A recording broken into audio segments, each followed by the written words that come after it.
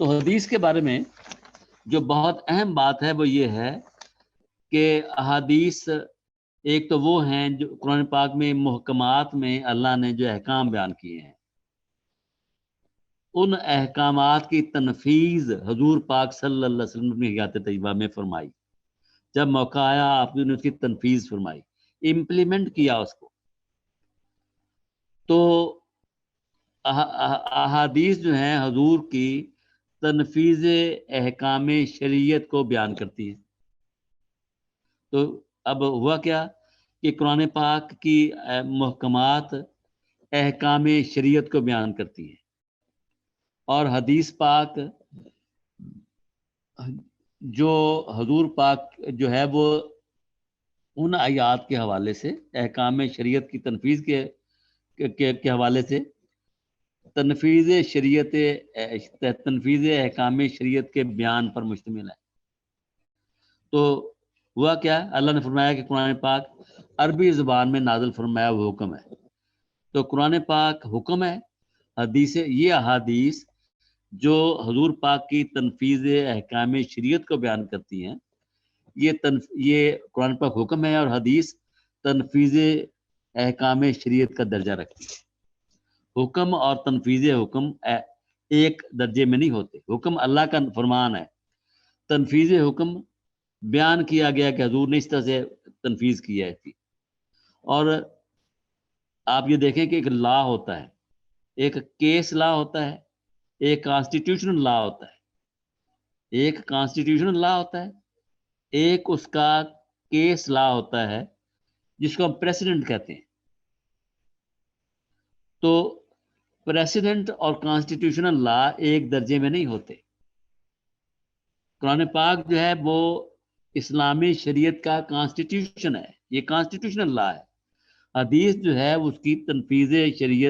تنفیذ احکام شریعت کی پریسیڈنٹس ہیں جو حضور پاک نے ہمیں دی ہیں. اور ایک بہت اہم اصول آگے میں نے لکھا ہوا ہے، یہ اصول بھی قرآن پاک کے اندر موجود ہے کہ تنفیذ احکام شریعت، یہ جو اللہ کے نازل کیے ہوئے یونیورسل احکام ہیں، ان کی تنفیذ کے لیے لازم ہے کہ وقت، مقام، مقدار، استعداد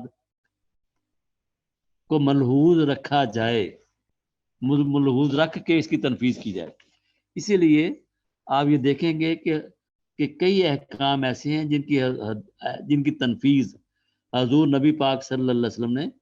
مختلف مقامات پر مختلف طریقوں سے کی ہے. تو حکم تو یونیورسل ہے، قرآن پاک میں اللہ کا نازل فرمایا ہوا حکم یونیورسل ہے، لیکن جو تنفیذ حکم ہے اس کے لیے حضور نے یہ علم عطا فرمایا کہ تنفیذ حکم کرتے ہوئے وقت، مقام، مقدار، استعداد، فرد، جماعت، قوم، ان سب کو ملحوظ رکھا جائے کہ ہم کس جگہ تنفیذ کر رہے ہیں اس کی. پھر یہ دیکھا جائے کہ اس حکم کی تنفیذ کا اختیار کس کو ہے. کیا وہ حکم ایسا ہے کہ اس کی تنفیذ کا حکم کا اختیار ریاست کے پاس ہے؟ تو فرد نہ اس کو ایزیوم کر لے. ایسا ہوتا ہے کہ حکم جو ہے وہ ریاست کا کوئی اختیار دیتا ہے اور فرد اس کو ایزیوم کر کے اس کو نافذ کرنا شروع کر دیتا ہے. تو یہ ایک اصول ہے. اس تفسیر کرنے والوں نے نہ اس بات کو سمجھا ہے، نہ اس بات کو انہوں نے ملحوظ رکھا ہے. جہاں کہیں پہ کوئی آیت آئی، احادیث کے روایات کے ذخیرے میں سے کوئی حدیث تلاش کر کے وہاں پہ فٹ کر دی.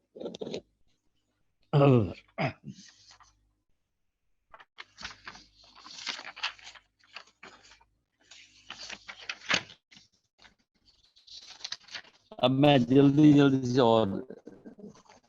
اسی طرح سے وقف لازم، آپ تلاوت فرما کر رہے ہوتے ہیں قرآن پاک کی، بات ہو رہی ہے اللہ تعالیٰ کے بارے میں، اللہ تعالیٰ کے نبی پاک کے بارے میں، اور اس کے بعد بات آ جاتی ہے کافرین کے بارے میں. اسی آیت میں اگلا جملے کا اگلا حصہ آ جاتا ہے کافرین کے بارے میں، شیاطین کے بارے میں، کسی کے بارے میں. تو وہاں پہ وقف لازم آ جاتا ہے کہ وہاں پہ وقف کریں، سٹاپ کریں، تاکہ جو بات اللہ کے رسول صلی اللہ علیہ وسلم یا پاک بازوں کے بارے میں ہے، پاکیزی کے بارے میں ہے، وہ آگے بات جو آ رہی ہے شیاطین کے بارے میں، کفار کے بارے میں، نافرمانوں کے بارے میں، اس کے ساتھ انٹرمنگل نہ ہو جائے، مکس اپ نہ ہو جائے، لگن اٹیچ نہ ہو جائے، وہاں پر ہم وقف لازم کرتے ہیں، پھر آگے تلاوت کرتے ہیں۔ تو اسی طرح یہ لازم ہے کہ جو بات جب آپ تفسیر کر، یہ حکم تفسیر کرنے والوں پر بھی ہے، یہ صرف تلاوت کرنے والوں کے لیے نہیں ہے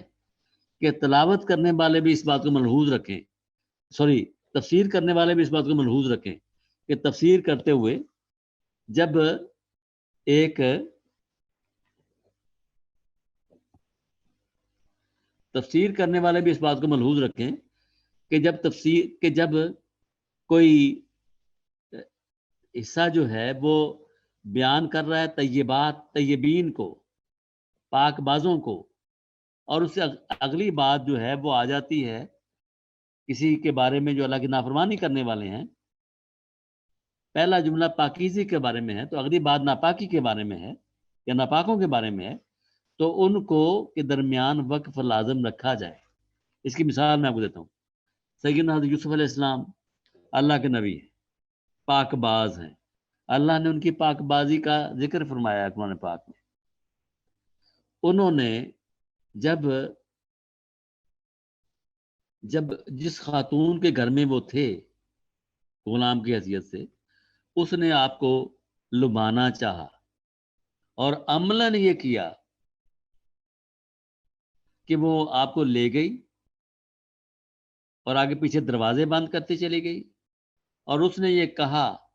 کہ میں حاضر ہوں آپ کے لیے۔ تو آپ نے فرمایا کہ میں اللہ کی پناہ چاہتا ہوں، اللہ نے مجھے پاک باز رکھا ہے۔ تو وہاں پہ ایک حصہ ہے جہاں پہ ایک فرمایا، اس طرح سے فرمایا گیا ہے، کیونکہ میرے پاس اب تک مفصل نوٹس میں نہیں استعمال کر سکتا۔ وہاں پہ یہ ہے کہ حضرت یوسف علیہ السلام کہ وہ عورت جو تھی اس نے برائی کا قصد کیا، اور آگے ہے آپ بھی کرتے اگر آپ برہان نہ دیکھ لیتے۔ تو لوگوں نے یہاں پہ یہ کہا ہے کہ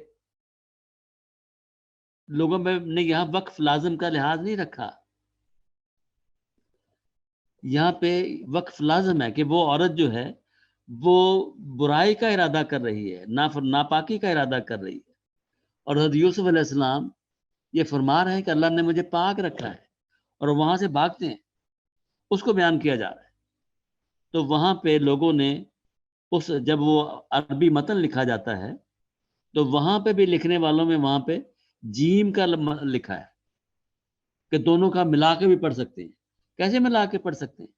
پہلی بات اس عورت کے بارے میں ہے جو ناپاکی کا ارادہ کر رہی ہے، اور دوسری بات سیدنا حضرت یوسف علیہ السلام کے بارے میں ہے جو پاک باز ہیں، پاکی کا ارادہ رکھتے ہیں، پاک کا عمل کیا ہے۔ وہ کہتے ہیں کہ اس نے عورت نے ناپاکی کا ارادہ کیا، اور آپ بھی کرتے اگر آپ برہان نہ دیکھ لیتے۔ تو دونوں کو ایک سٹیج پہ لا کے وہ تفسیر کرنے کی کوشش کرتے ہیں۔ تو بہرحال یہ اس طرح اور بھی کئی مقامات ہیں جہاں پہ بات اسی طرح جو ہے وہ اور بھی مقامات ہیں جو میں نے شیئر کیے ہوئے ہیں، ان میں دیکھے جا سکتی ہے، یا میں یہ آرٹیکل اپنا شیئر کروں گا تو اس میں دیکھا جائے گا، یہ بلکہ میں نے شیئر کر دیا ہے۔ اس کے بعد جی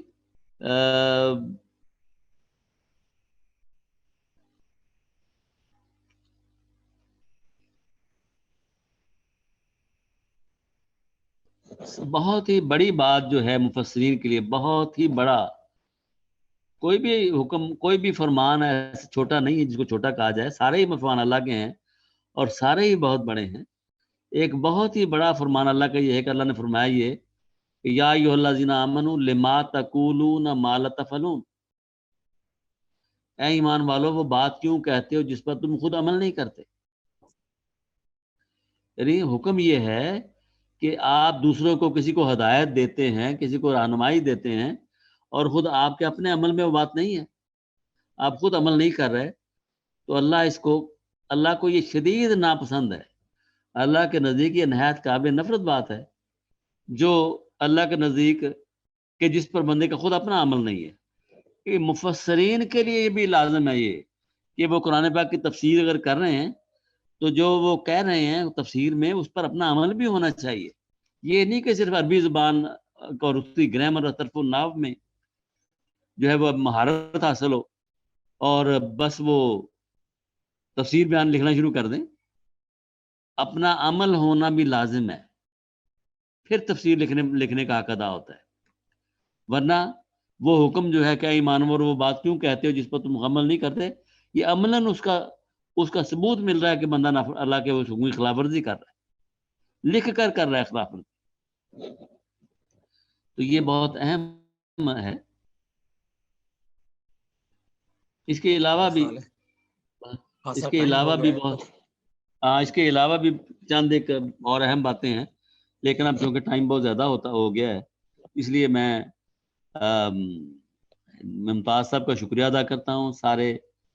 جو سامعین ہیں ویورز ہیں ان سب کا شکریہ ادا کرتا ہوں، اللہ تعالیٰ کا شکریہ ادا کرتا ہوں کہ اس نے مجھے اس پہ توفیق دی ہے، اپنے مرشد گرامی کا شکریہ ادا کرتا ہوں کہ انہوں نے مجھے اس شرف سے اس علم سے نوازا ہے۔ تو میں آپ سب کا شکریہ ادا کرتے ہوئے اپنے اس سیشن کو اس لیکچر کو ختم کرتا ہوں۔ بہت بہت شکریہ جناب، بہت کمپریہنسو قسم کے آپ نے باتیں کی اور اصول بیان فرمائے، اور یہ قرآن پاک کو مطالعہ کے وقت اور ترجمہ کے وقت ان کو مد نظر رکھنا انتہائی ضروری ہے، اور یہ کچھ چیزیں جو ہیں وہ آپ کی اوریجنل ریسرچ ہیں، اس میں صفت اور اسم کے حوالے سے آپ نے بات کی ہے، اور قرآن پاک کا حکم اور اس کا اطلاق کے بارے میں بات کی ہے، تقریری اسلوب کے بارے میں بات کی ہے، اور خصوصاً امر کو شامل کیا ہے کہ اس کو بھی قرآن پاک کی ترجموں میں حصہ آنا چاہیے۔ خلق کے علاوہ امر اور خلق دونوں اللہ کے لیے ہیں، سافٹ ویئر اور ہارڈ ویئر، تو اس طرح سے حق میں باطل کو نہ ملاؤ، یہ بھی بہت اہم بات ہے، خصوصاً اللہ کے تصور میں جب ہم باطل کو ملاتے ہیں تو اس وقت جو کچھ ہم کرتے ہیں تو اس سے بہت زیادہ امپلیکیشن پیدا ہوتی ہیں۔ یہ بہت کمپریہنسو قسم کا آپ کا لیکچر تھا، بہت شکریہ۔ اگر آپ چاہتے ہیں کہ ہماری ویڈیو بر وقت آپ تک پہنچ جائیں تو ہمارے چینل کو سبسکرائب کر کے بیل آئیکن کے بٹن کو دبا دیں اور ہمیں لائک اور شیئر بھی کر لیں۔ Thank you.